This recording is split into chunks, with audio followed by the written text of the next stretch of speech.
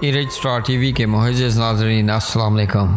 ناظرین، میرپور کا نوجوان برطانیہ میں ٹریفک حادثے میں جاں بحق ہو گیا۔ ناظرین، سابق معاون خصوصی وزیر اعظم آزاد کشمیر چودھری محمد اشرف کے بڑے بیٹے ثاقب اشرف انگلینڈ حادثے میں جان کی بازی ہار گئے۔ ناظرین، ادھر خاندانی ذرائع نے اتوار کے روز بتایا کہ ثاقب اشرف کچھ روز قبل ایک روڈ ایکسیڈنٹ میں شدید زخمی ہوئے تھے، جن کو فوری طور پر اسپتال منتقل کر دیا گیا۔ ناظرین، ثاقب اشرف کو لندن کے اسپتال میں داخل کیا گیا تھا، جہاں وہ زیر علاج تھے۔